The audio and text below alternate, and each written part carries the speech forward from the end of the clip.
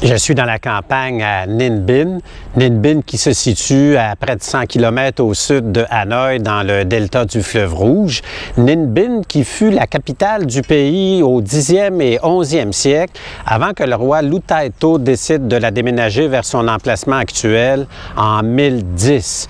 Je suis à donner quelques coups de pédale en direction de Trang Ang, qu'on surnomme la baie d'Along terrestre, parce que l'endroit présente les mêmes paysages spectaculaires avec ses pics de calcaire karstique.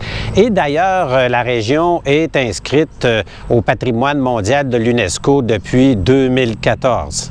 Pédaler dans la campagne de Ninh Binh au petit matin est une expérience indescriptible. C'est un plaisir immense, c'est calme, le jour se lève, un peu brumeux, la chaleur n'est pas encore tout à fait installée.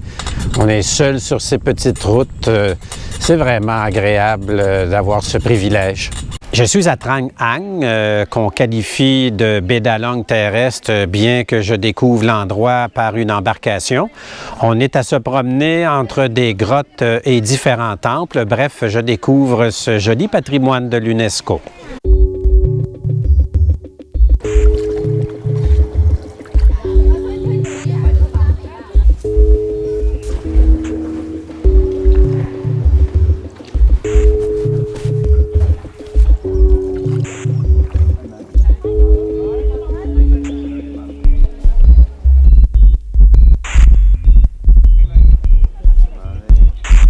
La région de Trang An fut finalement un refuge pour la dynastie des Trang qui voulait se mettre à l'abri de l'invasion mongole, qu'ils ont repoussé à 3 reprises.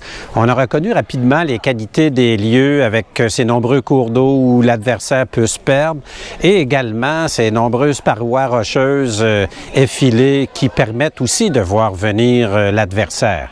Donc, avec le temps, on a décidé de développer les lieux et d'y construire de nombreux temples. Derrière moi, le temple du roi Di Tieng-Hoan, il date du 17e siècle. Il s'agit de l'élément architectural le plus caractéristique, le plus symbolique de ce site qui se nomme Hoan Lu, site qui était celui de l'ancienne capitale du Vietnam avant qu'elle ne déménage à Hanoï en 1010.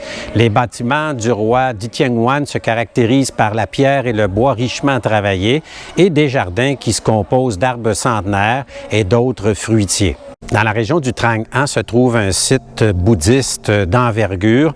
Il abrite la pagode la plus élevée d'Asie du Sud-Est.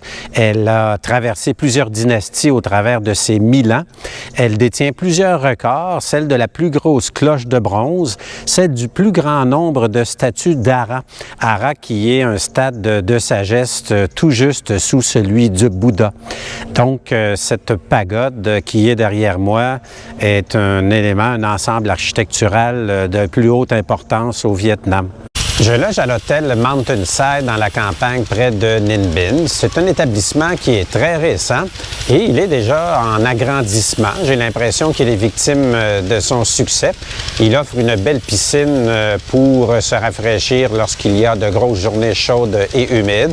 Et surtout, il offre des bicyclettes gratuitement pour aller découvrir autour les sites d'intérêt, les grottes, les temples et autres palais royaux. Très content de mon choix. Vous avez 2 choix en venant à Ang Moi. Le matin, par contre, vous avez droit à la brume dans le paysage. Sinon, l'après-midi, alors que c'est clair, mais plus chaud et surtout plus achalandé.